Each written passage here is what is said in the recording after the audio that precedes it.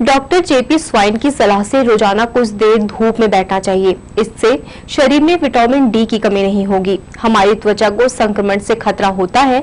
बचाव और रोकथाम के ऐसे और उपाय जानते हैं एक्सपर्ट व्यू में।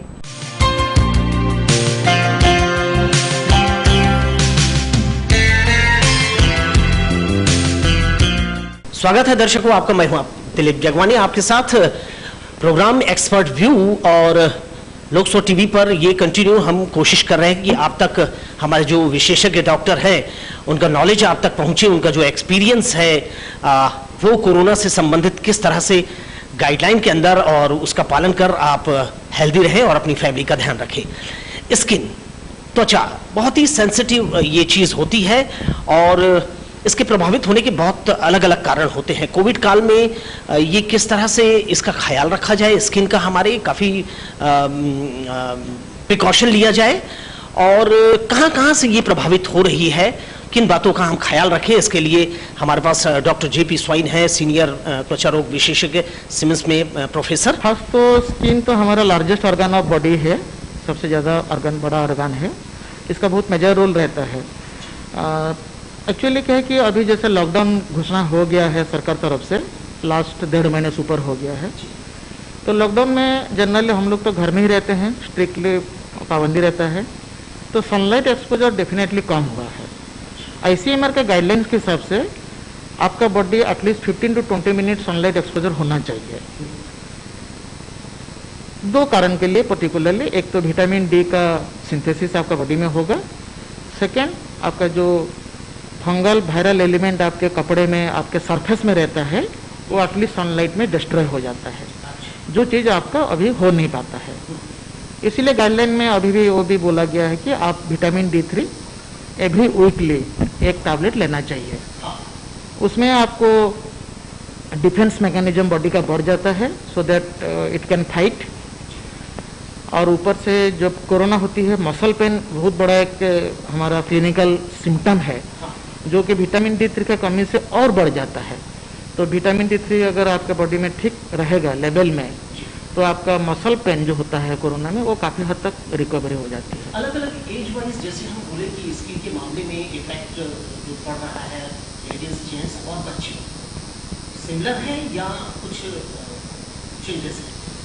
हाँ, डेफिनेटली जो सीनियर सिटीजन है उनका तो चेंजेस तो रहेगा। यंग एज के मुताबिक उनका चेंजेस ज़्यादा होता है। हाँ। क्योंकि उनका पर्टिकुलर लेडीज़ में जिनमें बोन थोड़ा सा कमज़ोर रहता है, ऑस्टियोपोरोसिस हम लोग बोलते हैं, वो भी विटामिन डी या कैल्शियम का अभाव से ही होती है, तो इसीलिए उनका मस्कुलर पेन कुछ ज़्यादा बढ़ जाता है। अभी हम देखने को मिल रहा है ब्लैक फंगस, ये हमारे स्किन में किस तरह से और किन किन ऑर्गन्स के? देखिए, ब्लैक फंगस पहले भी था, ऐसा नहीं है कि नहीं था। उसको मेडिकल टर्म में म्यूकोरमाइकोसिस बोलते हैं। ब्लैक फंगस एक एक्चुअली सिस्टमिक माइकोसिस है, डीप माइकोसिस है, वो सुपरफिशियल नहीं रहता है, वो डीप जाता है। जनरली हम लोग जितने भी फंगल इन्फेक्शन स्किन में देखते हैं वो सब सुपरफिशियल रहता है, लेकिन म्यूकोरमाइकोसिस डीप माइकोसिस होती है, मतलब वो ऑर्गन इन्वॉल्वमेंट करता है। और उसका मोस्टली सोर्स होता है जियोफिलिक भी, और आजकल न्यू गाइडलाइन में आ रहा है भी ड्यू टू एयर भी फैल सकता है। लेकिन जो इम्यूनो कॉम्प्रोमाइज पेशेंट होते हैं, जिनका इम्यूनिटी लेवल काफ़ी लो रहता है, उनको जल्दी अटैक करते हैं, क्योंकि उनका डिफेंस मैकेनिज्म कम रहता है बॉडी में। इसलिए मैं एक सलाह दूंगा पर्टिकुलरली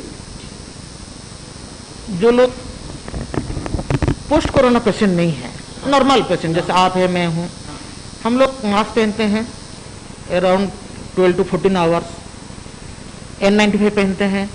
N95 में क्या होता है, हम लोग जो भी एक्सहेल करते हैं फिर उसी को इनहेल कर लेते हैं। हाँ।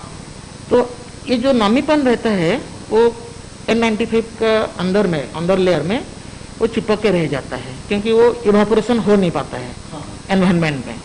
नहीं तो हम खुले सांस लेते हैं तो खुले सांस लेते हैं, और जो छोड़ते हैं एनवायरनमेंट चले जाता है।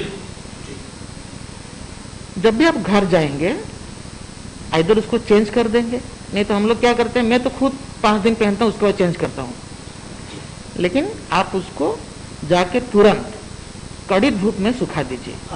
तो एटलीस्ट जो भी फंगल वायरस उसका सरफेस में है वो डिस्ट्रॉय हो जाए। नहीं तो आप उसको गर्म पानी में धो लीजिए या गर्म आयरन प्रेस कर लीजिए, फिर उसको आप रीयूज कर सकते हैं।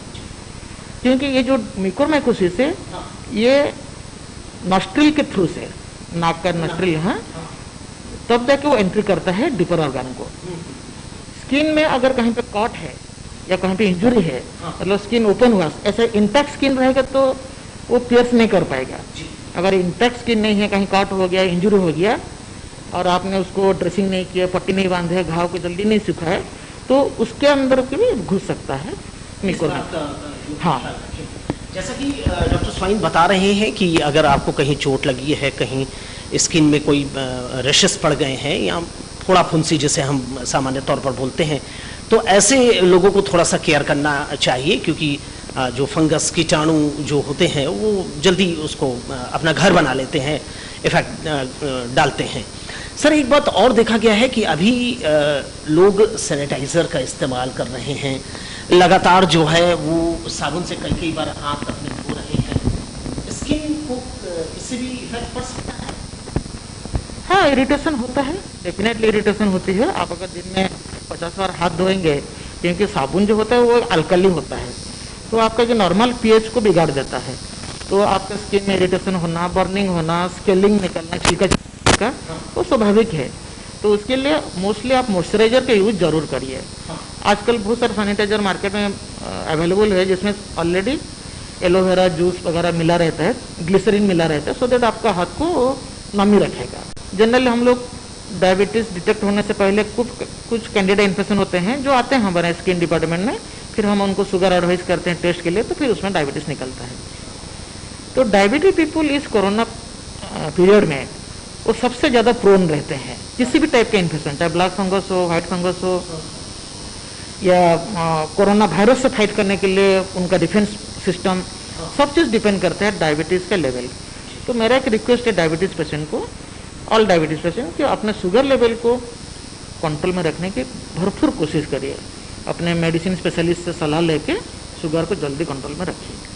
नहीं तो ये जो अपॉर्चुनिटी, ये सब इन्फेक्शन ना अपॉर्चुनिस्टिक इन्फेक्शन है। अपॉर्चुनिस्टिक, ये जहाँ आपको कमजोर पाएंगे, हाँ, वहाँ अटैक करेंगे, अपॉर्चुनिस्ट करें, जहाँ पे इनको अपॉर्चुनिटी मिला वहाँ पे अटैक करेंगे। तो वो एनवायरमेंट हमको नहीं पैदा करना है, इसलिए शुगर पेशेंट ज़्यादा प्रोन रहते हैं और दे शुड टेक केयर। शुक्रिया सर। जैसा कि हम जाना अपने डॉक्टर साहब से, डॉक्टर जेपी स्वाइन से, कि अलग अलग बीमारियां हैं, अलग अलग वायरस हैं, अलग अलग कीटाणु हैं जो आपको नुकसान पहुंचा सकते हैं। तो अपनी बॉडी का पूरी तरीके से आप केयर रखिए हर मामले में। कोई भी शरीर में ऐसा वीकनेस नहीं होना चाहिए या ऐसी कोई कमी ना होने पाए जहां से वो प्रवेश कर जाए, अटैक करे। तो इस बात का आप ख्याल रखें, चाहे वो डाइट का मामला हो या पोषण का मामला हो। आप अपना केयर कीजिए, परिवार के साथ रहिए, घर पर रहिए। लॉकडाउन चल रहा है और कोशिश करते हैं, सारे विशेषज्ञ मिलकर लड़ रहे हैं, कोरोना वॉरियर्स जो हैं वो भी लगे हुए हैं, और आम नागरिक होने के नाते आपसे भी अपेक्षा की जाती है कि आप भी सहयोग कीजिए, सहयोग की भावना बढ़ाइए। कैमरामैन राजा खान के साथ दिलीप जगवानी को दीजिए विदा, और आप देखते रहिए लोकस्वर टीवी।